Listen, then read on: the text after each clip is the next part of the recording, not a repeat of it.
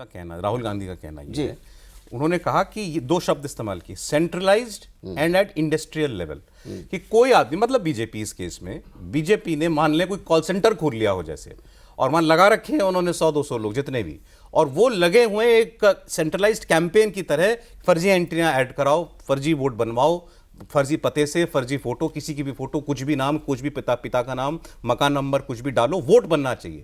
और ये वोट जो हैं, ये डिटेल इस पर एक आदमी को दिया जाएगा जो जाके उस पर वोट डालेगा। इसको वो कहते हैं इंडस्ट्रियल लेवल पर चुनाव की चोरी।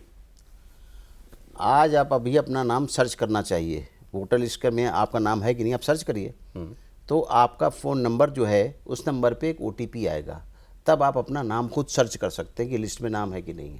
इतना सख्त हो चुका है इलेक्शन कमीशन।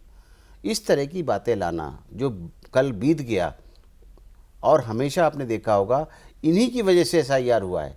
जो याद होगा दिल्ली, हरियाणा और महाराष्ट्र में कहा गया कि रूलिंग पार्टी के वोट ऐड किए गए हैं और अपोजिशन के वोट डिलीट किए गए हैं, जबकि 98 कंप्लेंट्स आई थी, हमारे CEO ने बताया, और उनको रेक्टिफाई किया गया। इसके बाद कांग्रेस पार्टी ही महाराष्ट्र में हाई कोर्ट गई, हाई कोर्ट का चीफ जस्टिस ने जो वहाँ पे डिसीजन दिया और ये कहा कि आपको हमारी अदालत का समय बर्बाद करते हैं और आपको क्यों ना फाइन लगाया जाए। ये पब्लिक में है, प्रेस में, ऐसा भी जगह हरियाणा की तो ये लोगों को आदत बन गई है, कुछ लोगों को जो अपोजिशन में बैठे हैं, कि हम इन पे ब्लेम करें और इलेक्शन कमीशन को प्रेशराइज करें।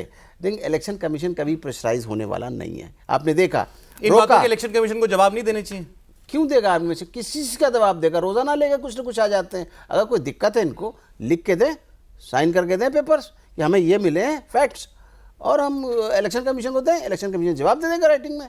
लेके देखिए वो करना नहीं चाहते। क्यों कह रहे हैं मुझसे, क्यों ओथ पे मांग रहे हो? मैं क्यों ओथ मत दीजिए, आप अपने लेटर हेड पे दे दीजिए, अपोजिशन वाले पे, पार्लियामेंट का जो मेंबर हैं उस लेटर हेड पे लिख के दे दीजिए कि ये फैक्ट्स हैं।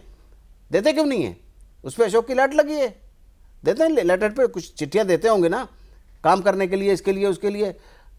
चलिए मत दीजिए ओथ पे, इस पे दे दीजिए, इलेक्शन कमीशन लिख के दिए, इलेक्शन जवाब देगा, प्रोटोकॉल है, चाहे PM को भी चिट्ठी लिखी जाए। सूरज सर वो ये कह रहे हैं कि भाई ये तो उन्होंने क्योंकि वहाँ खोल कर दिखाया पूरा बोर्ड पर, स्क्रीन पर सब कुछ, तो ठीक है, उसमें फर्जी एंट्रियाँ तो थी या डुप्लीकेट एंट्रियाँ थी, जो भी थी, या पते गलत थे किसी, और एक ही नाम के साथ फोटो एक ही है, लेकिन उस पर नाम, पिता का नाम, मकान नंबर कई जगहों पर अलग अलग दिया हुआ था। This goes to show Sharma कि आपकी SIR तो यही ठीक कर रही है ना। हाँ, मैं आ रहा हूँ उस पर। पहली बात तो जो इन्होंने पूछी कि आपकी वोटर लिस्ट में सब कुछ ठीक नहीं है, ये तो हम में से हर कोई मानेगा ना, तो हर आदमी मानेगा, हर वोटर मानेगा। उनका कहना भाई हम ही कॉर्पोरेशन के चुनाव में वोट दिया, विधानसभा में कट गया। सुने तो वो कह रहे हैं कि कोई बैठ के कर रहा है, ये समझे इस बात को, ये अपने आप गलती नहीं हुई है, कोई जानबूझकर ये एंट्रियां कर रहा है। वो कौन है करने वाला? अच्छा मान लीजिए कि कर रहा है कोई, हाँ, कोई कॉल सेंटर खोल लिया है, इंडस्ट्रियल लेवल पर जो है ये सब हो रहा है, तो क्यों किसी एक स्टेट में हो रहा है? झारखंड में क्यों नहीं हुआ? केरला में क्यों नहीं हुआ? नहीं, तमिलनाडु में क्यों नहीं हुआ? पश्चिम बंगाल में क्यों नहीं हुआ? इतना हाई स्टेक इलेक्शन था पश्चिम बंगाल का बीजेपी के लिए। तो जहां आप हार गए वहां बेईमानी हुई है, जहां आप जीत गए वहां सिस्टम में कोई गड़बड़ी नहीं है। वहां जो है मतदाता सूची भी ठीक है, इलेक्शन कमीशन भी ठीक है, और सारी व्यवस्था वहां ठीक है। तो ये जो है मीठा मीठा गप कड़वा कड़वा थू, ये कैसे चलेगा?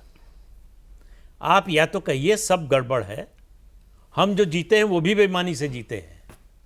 नहीं, उन्होंने कहा तो देश का प्रधानमंत्री, देश का गृह मंत्री और हरियाणा का मुख्यमंत्री ये गलत तरीके से कुर्सी पर बैठे हैं, ये डिजर्व नहीं करते। और लीडर अपोजिशन और उसमें सिर्फ सौरभ स्टेट का मसला नहीं है। जैसे अमेठी हार गए पिछली बार तो गड़बड़ था, रायबरेली इस बार वहीं बगल में जीत गए, अमेठी भी जीत गई कांग्रेस पार्टी, तो ठीक है। तो सिस्टम मतलब एक स्टेट के अंदर भी एक कंस्टिट्यूंसी पे गड़बड़ हो जा रहा है सेंट्रलाइज तरीके से, दूसरा कंस्टिट्यूंसी छोड़ दिया जा रहा है, तो वो तर्क तो नहीं है। बट इसमें कोई दो राय नहीं कि आयोग के अंदर समस्याएं हैं, बहुत सारी समस्याएं हैं, और आयोग का जो रिस्पॉन्स होना चाहिए ऐसी कमियों को लेके वो एकदम स्पेसिफिक होना चाहिए।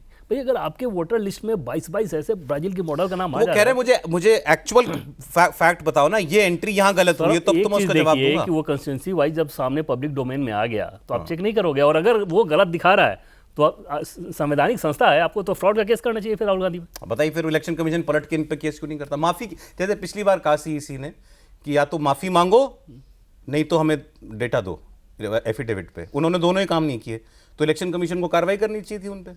देखिए, मैं पहले भी कहता रहा हूँ और अभी भी कह रहा हूँ, सुओ मोटो इन पे एक्शन लेना चाहिए था, जो इलेक्शन कमीशन ने नहीं लिया, जिसकी वजह से तीसरा बम आ गया, वही चौथा बम भी आएगा। अच्छा, आप इस पक्ष में है कि इलेक्शन कमीशन कार्रवाई करे? कार्रवाई करना चाहिए, तब लोग याद करेंगे सेशन की तरह। आप कि एक अभी काम है। संवैधानिक संस्था मैं फिर बता दूं एक बार, की मोहम्मद अमीन खान साहब का सवाल डेजिग्नेशन बार बार आपको बता रहा हूं मैं। डॉक्टर मोहम्मद अमीन, डॉक्टर मोहम्मद अमीन, पूर्व संयुक्त निदेशक चुनाव आयोग, पूर्व जॉइंट डायरेक्टर चुनाव आयोग, भारत सरकार। कब वो से बोल कब रहे वाले हैं। टर्म में थे सर आप? वो बोल रहे हैं। किससे किस साल तक रिटायर्ड कब हुआ आप? मैं 17 में रिटायर हुआ। 2017 में। Okay. मतलब नियुक्ति तो आपकी यूपीए सरकार के समय से ही तो रही है आपने वहाँ हर लेवल पे अब ये काम अपने हाथ से देखा है ना सर, पोलिंग लिस्ट बनने वाला, अपडेट होने वाला। मैं लक्षद्वीप भी गया हूँ एफएलसी करने के लिए, फर्स्ट चेक मशीन्स देखने के लिए कैसे रखी जाती, कहाँ रखी जाती नहीं ऑफिशियली। मैं फेक डिस्ट्रिक्ट गया हूँ काउंटिंग कराने की, नागालैंड। मैं टेहरी सीट की हूँ पार्लियामेंट की, वहाँ भी गया हूँ मैं मशीनें देखने के लिए। जब